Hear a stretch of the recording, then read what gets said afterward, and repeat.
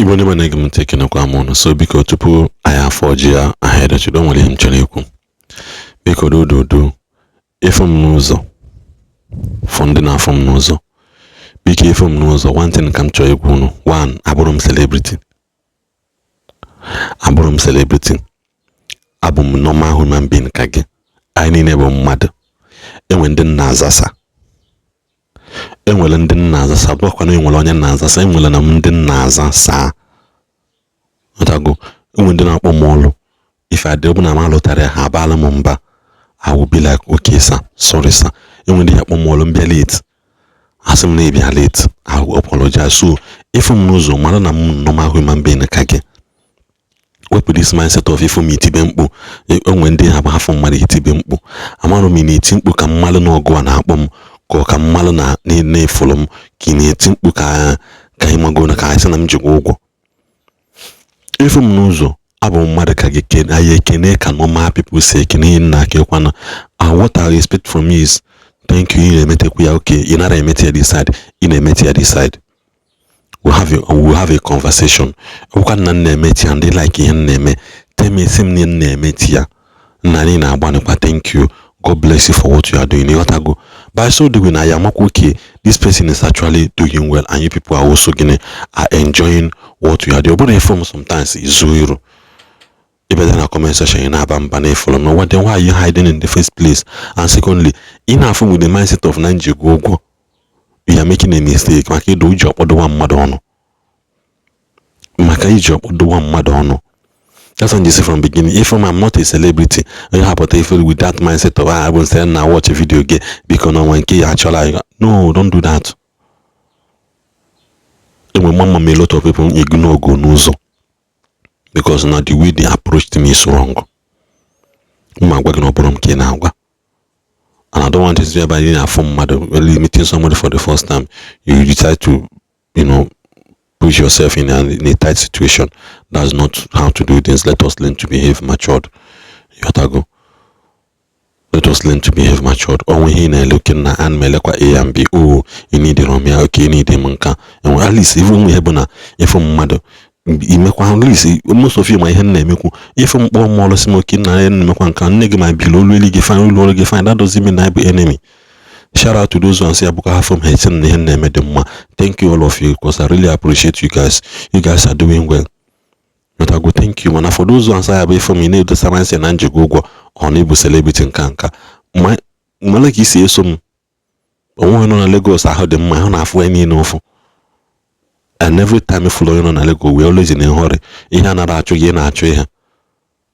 So without not wasting much of our time, we go kind of into the message I do to the Yabo post one night okay Reverend Father Chede because I want the balloon basim and the body we are father. Okay, Reverend Father Chede. I say come most Reverend Father Sim Obuka very Reverend Father. I am boy a Reverend Father Chede Filippo. Not I go. On my oxyco queen Macan that this topic of Inatolili Buono for like 1 hour before Inatolili. Let us dive into that debate. I'm what the necessary or book law or busy be a conobrizi, but hoborizi be a subicon, Luchan and Tiuno. Kai dive into that topic today because all Yelegaka, Yelamaka. So without much wasting of my time, because try as much as possible. Kini share video. Or can subscribe? Kabaro, subscriber. And then with the mindset and manas English all the time. Or man walk login. Because for the aptasim swa English, naso on for afa channel batana here. Inasim ka swa English. So kaiga ahead of what we are here to do. So also it is a sin to receive Holy Communion without fasting for 1 hour. Non-joko. It is a sin. Always yes, it can be a sin depending on the situation. Let me explain. What the church actually requires is canon law. Canon 919. A person who is to receive most Holy Eucharist is to abstain for at least 1 hour from any food and drink except for water and medicine. In other words, you try not to really need to make sure that no one be here gone for the last 1 hour. Or when in a joke at 7, I don't think any illegal no to. Obuni na-eje ụka 9 at least itete iligoro n'ebe 7 ma 8 wee jebe at least before na ilute ogo olili ayo gafego 1 hour. Ọ bụrụkwa mgbe ị chọrọ ịba moto ejiribe ọha na-aga ụka ndị ya ba na-aga ụka hapụ wizi chọọ ihe ha li ma ndị ya eje tachala ofe ntachala na-elekasị. That is why most churches ju ebe ndị na-ele ihe olili within the church premises ka ha da-anọ na around, except ndị na-ele sacramentals and water na-anọ around during church hour. Most churches band their band, so honora they exist in other place. So always, this is not a suggestion. This is the law of the church binding on all Catholics who are able. In other words, na gini me ni ha aburo iwu ụka, ni ha aburo gini ihe na-atụnye ihe abụghị ihe na-atụ bụ ihe apụtasị ke ka atụwanya balụ n'ihe abụ gini ihe abụ iwu ụka, especially iwu dịle ndị Catholic na ndị kpọrọ onwe ha Catholic. So if you know the rule and intentionally breaks it, yes, this is normal. Consider it a venial sin because you knowingly disobey the law of the church in preparation to receive Jesus. Osina imaloma mebie nya biwu n'ibugo kenye na agwa ofe. Imaloma mebie nya biwu no njoko because na imuma wee mee ya. N'imuma wee mee ya. But if you break the fast out of necessity, for example, because of sickness, medicine, age, or work problem, the church gives exception, so no sin. Also, naka mandi na pota mandi made na hijingu ago maybe obono nwere oyibo, maybe sickness or sa one or two thing no we hebona even na ngukwo ogwu ka sigi na ogwu ani ya na angolele ya from between the hour of 9 a.m. to 10 a.m. n'inwugo ọgwụ. So that kind of ndị ahụ na gịnị me na ha megodi ya na iwu njọ gba ndị church ejiro ha yotago n'ihe ha bụ iwu njọ na ọ bụ ihe megodi that kind of thing na gbasara onwero iwu jike and na onwero nje committee. Or say, why must we pass for 1 hour before the receiving Holy Communion? Before meeting a president, people prepare. Before a job interview, people prepare. Before a wedding, people prepare for months. But before receiving Jesus, the King of Kings, the Lord of Lords, the living God, some Catholic cannot give him 1 hour. So we call some people have making a meeting like Buhari, Tinubu, or that they prepare themselves, which I have alerted so many times that now. Anyway, some people have put say, na hajelo noka, I say you can efa bato noka, no wole hemele efa kita, they do nasi na chukune na anya nobi. Iju onya ahụ, oyo yungu di efa ahụ, je job interview, oyo yungu di efa ahụ, je office Buhari, oyo yungu udi efa ahụ, je some important functions and some meeting or events. They cannot. Man hapatazi he ilin kena di rumma batacho sigi na chukune na anya nobi. What is what doing? Is what doing well. Let you give me the example. So hoping you water here kweba.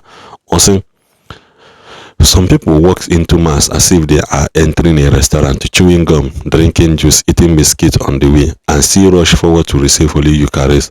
Then they wonder why the Eucharist does not transform their life. Yotagia. Ndai na na moto na atache, especially mwanyo abo ka habulu hana moto.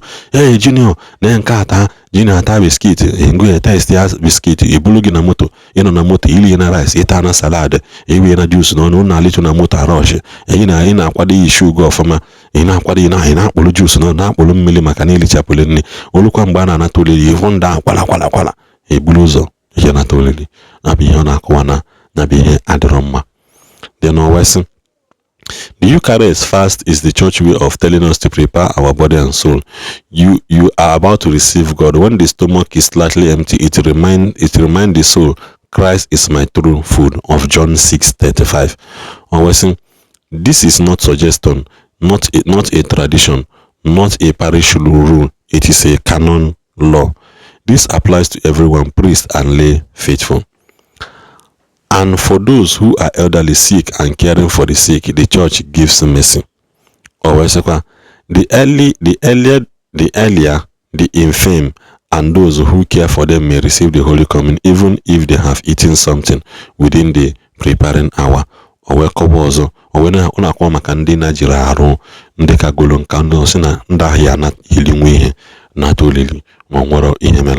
is one way. If you now for this video, kabaru share. Ngatago kabakwara share ya God will understand. God knows that in agreement ihe abibum no big mana due to the way arugisi ebu. Not even the body that carries Christ must be physically strong. So na ndị niile onwero iuchi ha owenachi ya azọ wesi 1 hour because the church wants you to receive Christ worthily. The catechism is clear. The catechism is clear. CCC chapter 1 catechism 1 of 1387. To prepare for worthy reception, the faithful should observe the fast required in their church. Or depending on the church you see me.